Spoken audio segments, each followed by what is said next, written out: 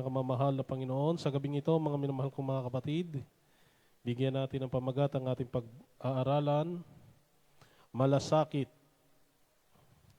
Malasakit. Palakpakan natin ang ating pinakamamahal na Panginoon. Hindi po ito mga minamahal yung programa ng kandidato, ha? Kasi mayroong kandidato na may programang malasakit. Hindi po ito mga minamahal kong mga kapatid. Pag-aralan natin malasakit, mga minamahal kong mga kapatid, yung malasakit sa Diyos. Amen? Malasakit sa ating pinakamamahal na Panginoon. Sapagkat mayroong tao, mga minamahal kong mga kapatid, na mayroong malasakit sa Diyos, pero hindi ayon sa pagkakilala. Amen? Palakpakan natin ang ating pinakamamahal na Panginoon. Basahin po natin ang aklat po ng Roma, 10:2-3. Sa aklat po ng mga taga-Roma, kabanatang 10, talata po ay 2-3. Sapagkat sila'y pinatotohanan ko na may mga pagmamalasakit sa Diyos, datapwat hindi ayon sa pagkakilala. Sapagkat sa hindi nila pagkaalam ng katwiran ng Diyos at sa pagsusumakit na maitayo ang sariling kanila, ay hindi sila napasakop sa katwiran ng Diyos. Palakpakan po natin ang ating pinakamamahal na Panginoon Diyos. Sabi po dito, mga minamahal kong mga kapatid, merong nagmamalasakit sa Diyos, pero hindi ayon sa kanilang pagkakilala sa ating pinakamamahal na Panginoon.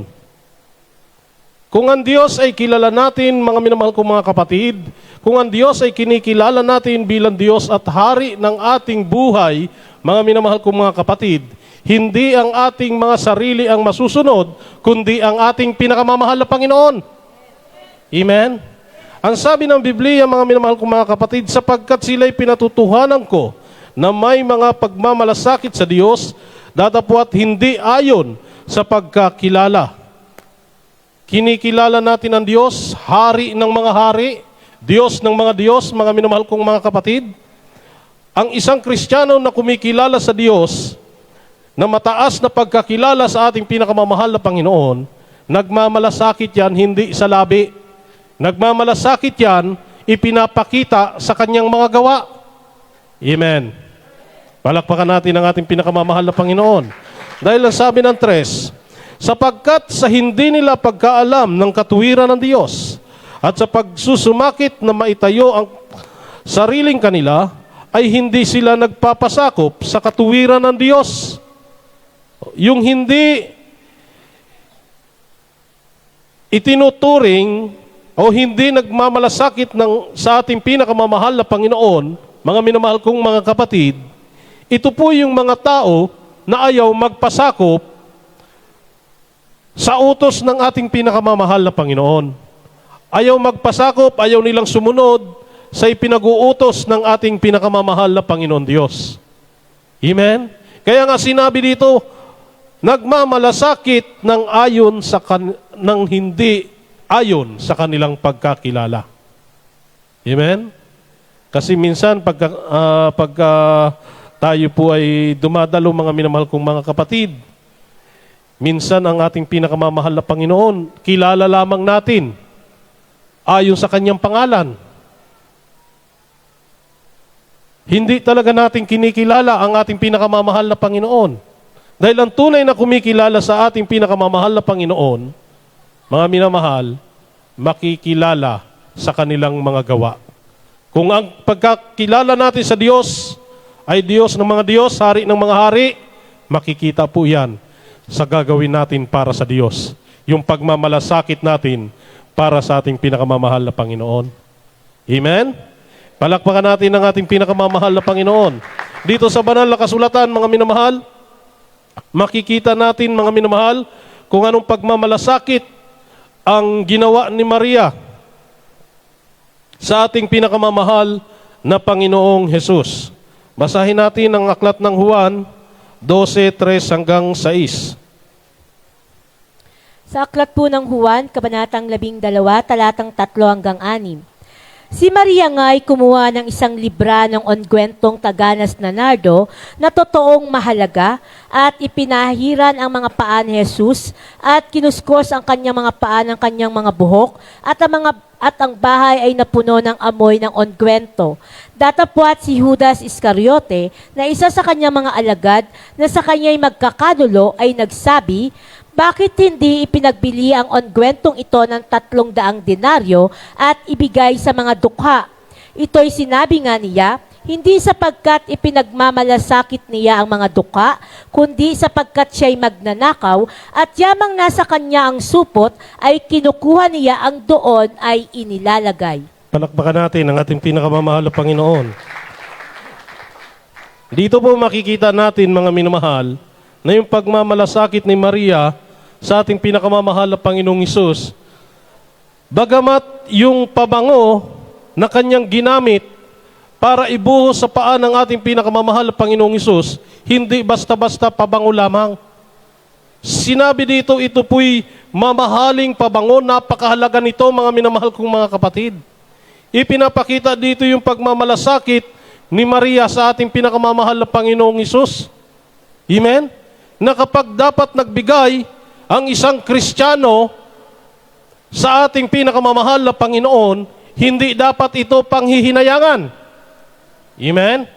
Binigay ni Maria mamahalin, pero si Maria hindi nang hinayang. Binigay ni Maria napakahalagang bagay sa ating pinakamamahal na Panginoon, si Maria hindi nang hinayang sa kanyang ibinigay. Amen? Sino ang nang hinayang? Si Judas.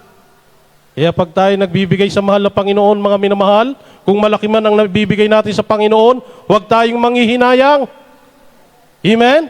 Dahil kapag tayo nang hinayang, katulad tayo ni, palakpakan natin ang ating pinakamamahal na Panginoon. Ang sabi dito, si Maria nga'y kumuha ng isang libra ng ongkwentong taganas na nardo na totoong mahalaga at pinahiran ang mga paa ni Jesus at kinuskos ang kaniyang mga paa ng kaniyang buhok at ang bahay ay napuno ng amoy ng ongkwento. Ito po, mga minamahal ko mga kapatid, pinakita ng ating ni Maria sa ating pinakamamahal na Panginoong Hesus yung kanyang pagpapahalaga o yung pagmamalasakit niya sa ating pinakamamahal na Panginoong Hesus. Ang sabi sa 4, datapat si Judas Iscariote na isa sa kaniyang mga alagad na sa kaniya'y nagkakanulo ay nagsabi, bakit hindi ipinagbili ang ongkwentong ito ng 300 denaryo at ibinigay sa mga dukha? Nakita po natin dito si Judas, mga minamahal, na kunwari may malasakit sa mga dukha, mga minamahal kong mga kapatid. Sabi niya, bakit hindi ipinagbili yung pabango na yan ay mabibinta ng napakamahal yan at pupwedeng ipamigay doon sa mga dukha. Kunwari may malasakit. Amen? Nagpapanggap na nagmamalasakit itong si Judas, mga minamahal kong mga kapatid. Ang sabi pa dito, mga minamahal kong mga kapatid, sa 6, ito'y sinabi nga niya, hindi sapagkat ipinagmamalasakit niya ang mga dukha. Sinabi daw yun ni Judas, hindi para magmalasakit sa mga dukha. Amen? Kundi sapagkat siya'y magnanakaw at yamang nasa kaniya ang supot ay kinukuha niya, ang doon ay inilalagay. Iba pala ang gusto ni Judas, mga minamahal kong mga kapatid. Hindi pala niya yung sinabi para pagmalasakitan, yung mga dukha, mga minamahal. Sinabi pala niya yun, mga minamahal kong mga kapatid, na kung yun pala ay mabinta, malaki ang kanyang makukuha dahil siya yung may hawak ng supot, yung mga nilalagyan ng mga ibinibigay ng mga tao. Mga minamahal kong mga kapatid, si Judas ang may hawak. Kaya yung mga inihuhulog doon, kinukuha ni Judas. Ibig sabihin, si Judas, nagkukunwaring may malasakit, pero ang totoo pala, mga minamahal kong mga kapatid, para meron siyang manakaw. Ibig sabihin, nagmamalasakit siya para sa sariling kapakinabangan. Amen? Palakpakan natin ang ating pinakamamahal na Panginoon. Kaya tayo ay naglilingkod sa ating pinakamamahal na Panginoon, mga minamahal kong mga kapatid. dahil tayo nagkakaroon ng malasakit sa ating pinakamamahal na Panginoon. Dahil ang Diyos, mga minamahal, hindi pa tayo nagmalasakit sa Kanya, nauna na siyang nagmalasakit sa atin. Amen? Dahil tayong mga tao, lahat tayo patungo sa kapahamakan. Ayaw ng Diyos na ang bawat isa sa atin ay mapahamak, mga minamahal.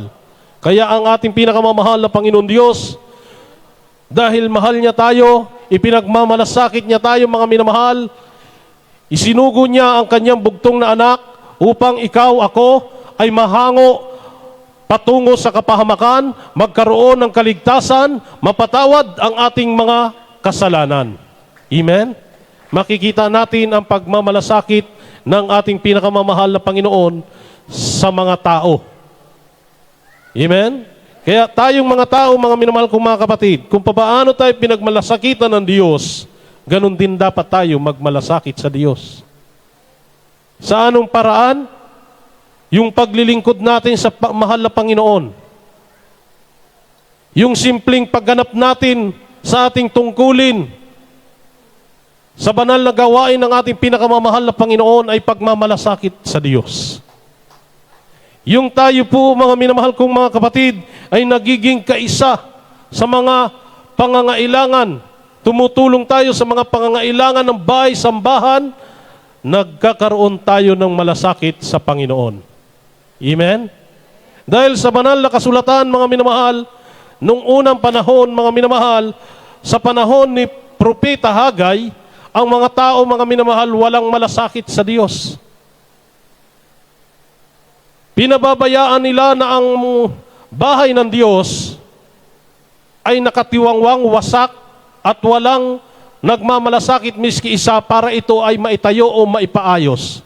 Samantalang ang bahay ng bawat isa sa kanila ay napakagaganda at meron pang mga kisame.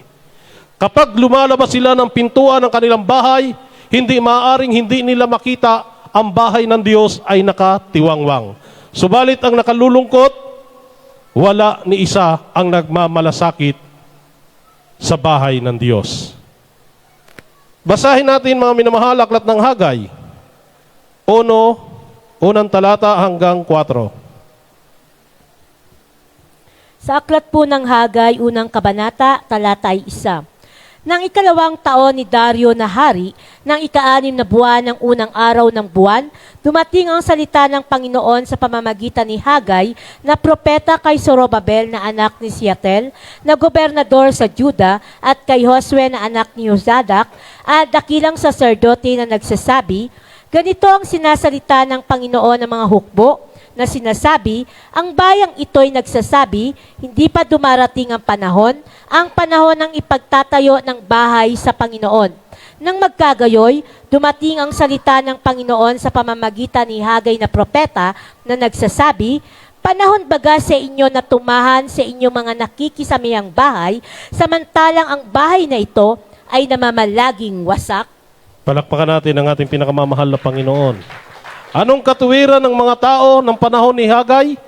Hindi pa panahon para itayo ang bahay ng Diyos. Kaya ang sabi ni Propeta Hagay, panahon baga sa inyo na tumahan sa inyong mga nakikisamihang bahay, samantalang ang bahay na ito ay namamalaging wasak. Amen? Nakakalungkot isipin, mga minamahal kong mga kapatid, napakagaganda ng kanilang bahay, pero ang bahay ng Diyos pinababayaang nakatiwangwang at wasak. Isinugo si Propeta Hagay, mga minamahal kong mga kapatid, para bigyang babala o paalalahanan ang mga tao doon na meron man lang sa kanila na magmalasakit para itayo ang bahay ng Diyos. Pero ang nakalulungkot, ang sabi ng mga tao, hindi pa panahon para itayo ang bahay na ito. Amen?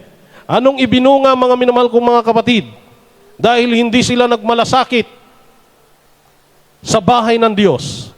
Yung pagmamalasakit sa bahay ng Diyos ay pagmamalasakit yun sa Diyos. Amen? Pagmamalasakit sa ating pinakamamahal na Panginoon. Ngayon, kung hindi tayo marunong magmalasakit sa mga bagay ng Diyos, mga minamahal kong mga kapatid, mayroong itong ibinubunga. Amen? Anong ibinubungan nito mga minamahal? Idiretso po natin Hagay 1:5 hanggang 11. Sa aklat po muli ng Hagay, unang kabanata, talatang 5 hanggang 11. Kayo'y nangagahas, ngayon nga'y ganito ang sabi ng Panginoon ng mga hukbo, gunitain ninyo ang inyong mga lakad. Kayo'y nangagasik ng marami at nagsisiani ng kaunti. Kayo'y nagsisikain, ngunit hindi kayo nangagkakaroon ng kahustuhan. Kayo'y nagsisiinom, ngunit hindi kayo nangapapatirang uhaw. Kayo'y nangananamit, ngunit walang mainit. At yaong kumikita ng mga pinag-arawan ay kumikita ng mga pinag-arawan upang ilagay sa supot na may mga butas. Ganito ang sabi ng Panginoon ng mga hukbo, gunitain ninyo ang inyong mga lakad. Magsiahon kayo sa bundok at mangagdala ng kahoy at mangagtayo kayo ng bahay at aking kalulugdan at kayo'y luluwalhati, sabi ng Panginoon. Kayo'y nangaghintay ng marami at narito ang dumating ay kaunti. At ng inyong dalhin sa bahay, aking hinipan. Bakit? Sabi ng Panginoon ng mga hukbo. Dahil sa ang aking bahay ay nakakahandusay na wasak, samantalang tumatakbo bawat isa sa inyo sa kanya-kanyang sariling bahay. Kaya't dahil sa inyo, pinipigil ng langit ang hamog at ipinagkakait ng lupa ang kanyang bunga. At ako'y nagpasapit ng pagkatuyo sa lupa at sa mga bundok, at sa trigo, at sa alak, at sa langis, at sumisibol sa lupa, at sa mga tao, at sa baka, at sa lahat ng pinagpagalan ng mga kamay. Palakpakan po natin ang ating pinakamamahal na Panginoon. Ngayon, makikita po natin kung ano ang nagiging dahilan kung bakit ang pagpapala ay hindi dumarating. Ang pagpapala na ating hinihintay ay hindi dumarating. Ang sabi ng Panginoon, gunitain ninyo ang inyong mga lakad. Kayo'y nagtanim ng marami, subalit ang inani ninyo ay kakaunti. Anong naging dahilan kung bakit hindi pinagpapala ang mga tao? Ang dahilan po, mga minamahal, makikita natin dito sa ating binasa, na kapag tayo, mga minamahal kong mga kapatid, ay hindi nagmalasakit sa Diyos, ang pagpapala ay pinipigil ng Diyos. Amen?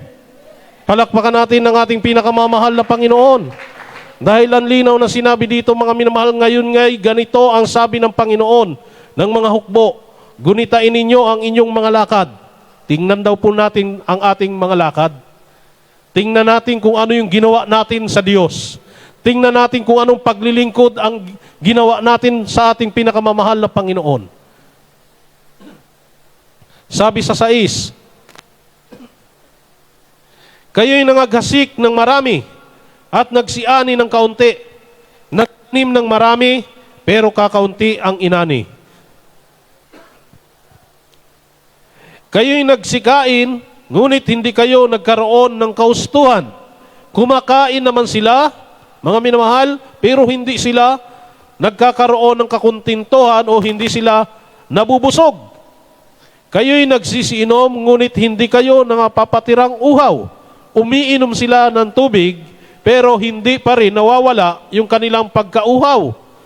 Kayo'y nananamit, ngunit walang mainit.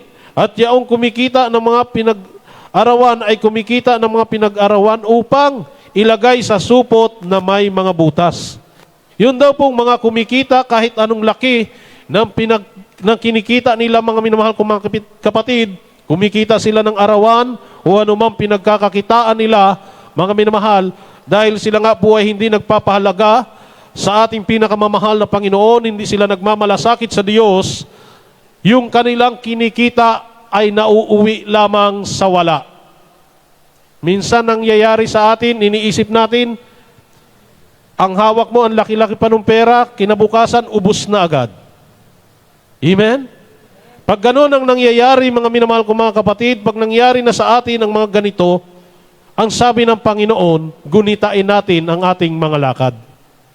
Amen? Ibig sabihin, saliksikin natin, alamin natin kung ano ba yung ginagawa natin para sa Diyos. Amen? Sabi sa 7, mga minamahal, ganito ang sabi ng Panginoon ng mga hukbo, gunitain ninyo ang inyong mga lakad.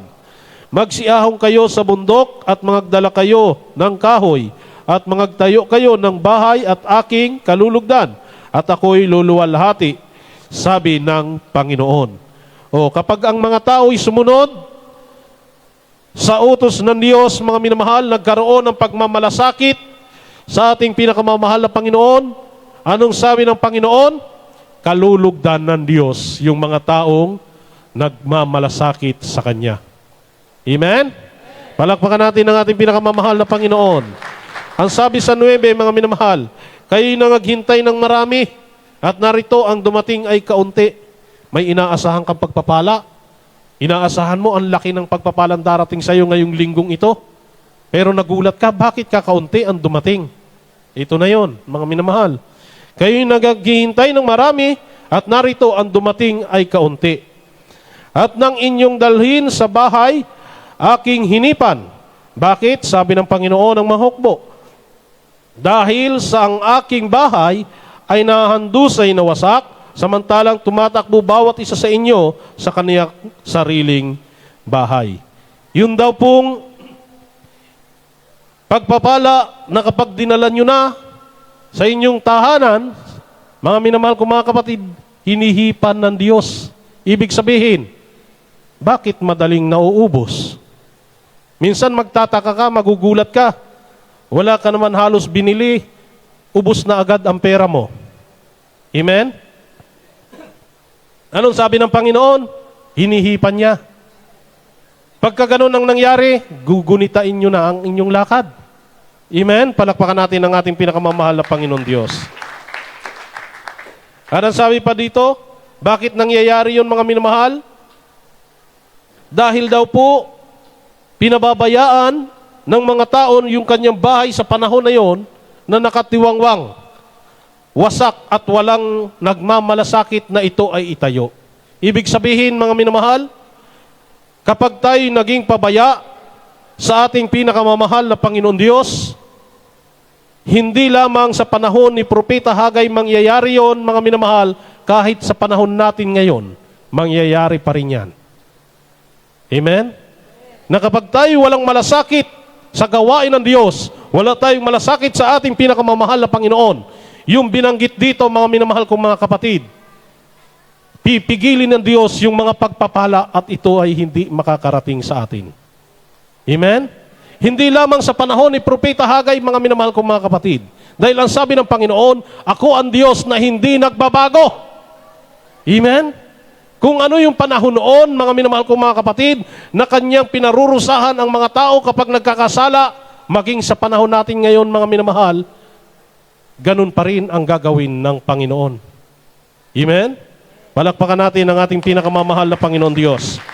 Kaya ating pinag-aaralan dito yung pagmamalasakit sa ating pinakamamahal na Panginoon.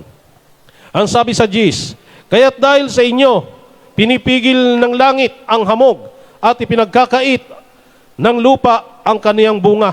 Ang ibig sabihin nito, mga minamahal kong mga kapatid, sa halip na may mga pagpapalang darating sa atin, kung ang ginagawa naman natin, mga minamahal kong mga kapatid, hindi tayo nagkakaroon ng malasakit sa gawain ng Diyos, hindi tayo nagkakaroon ng malasakit sa ating pinakamamahal na Panginoon, hindi tayo nagkakaroon ng malasakit sa ating mga kapatiran, mga minamahal kong mga kapatid, ang sabi ng Panginoon, pinipigil niya yung mga pagpapala. Amen? Inaasahan natin may pagpalapalang darating, pero bakit hindi dumating? Napigilan. Bakit napigilan, mga minamahal? Dahil naging pabaya tayo. Gunitain natin ang ating mga lakad, mga minamahal kong mga kapatid. Ang sabi sa 11, at ako'y nagpapasapit ng pagkatuyo sa lupa, at sa mga bundok, at sa trigo, at sa alak, at sa langis, at sa sumisibol sa lupa, at sa mga tao, at sa baka, at sa lahat ng pinagpagalan ng mga kamay. Ibig sabihin, mga minamahal, kayang-kayang kontrolin. Nasa Diyos ang pagkukontrol ng mga pagpapala. Amen? Ang totoo niyan, gusto tayong pagpalain ng Panginoon. Gusto tayong bigyan ng pagpapala ng ating pinakamamahal na Panginoon Diyos. Ayaw ng Panginoon na tayo maghirap, mga minamahal kong mga kapatid. Dahil ang gusto ng Diyos, tayo ay managana sa pagpapala. Pero bago natin makamtan ang pagpapala, mga minamahal, dapat ipakita natin sa Diyos yung pagpapahalaga natin sa ating pinakamamahal na Panginoon Diyos. Yung pagpapahalaga natin sa gawain ng ating pinakamamahal na Panginoon. Dahil kung tayo totoong nagpapahalaga sa ating pinakamamahal na Panginoon, lagi po tayong laman ng gawain ng ating pinakamamahal na Panginoon. Walang gawain na liliban ka. Amen? Yun ay pagpapakita ng pagmamalasakit at pagpapahalaga sa ating pinakamamahal na Panginoon. Ipamumuhay natin ang kanyang mga utos, mga minamahal kong mga kapatid. Hindi lamang dito sa loob, maging sa labas. Kahit saan tayo pumunta, mga minamahal, ipinamumuhay natin yung utos ng ating pinakamamahal na Panginoon. Yun po yung pagpapahalaga sa ating pinakamamahal na Panginoon. Pinapahalagahan po natin ang ating pinakamamahal na Panginoon, lalong higit yung ating mga kaligtasan. Amen? Na kahit saan tayo, mga minamahal kong mga kapatid, mayroon tayong takot sa ating mga puso na gumawa ng masama. Amen? Dahil ang pinagpapala ng ating pinakamamahal na Panginoon, yung mga taong nagmamalasakit sa ating pinakamamahal na Panginoon. Kaya nga kanina sinabi natin, unang nagmalasakit ang Diyos, mga minamahal sa atin, para tayo magkaroon ng kaligtasan at buhay na walang hanggan. Ngayon naman, ipakita po natin ang pagmamalasakit natin sa ating pinakamamahal na Panginoon para tayo maging karapat-dapat na tagapagmana ng langit at buhay na walang hanggan. Amen? Basahin natin ang huling talata, mga minamahal, aklat ng unang Pedro, 5:6 hanggang 7.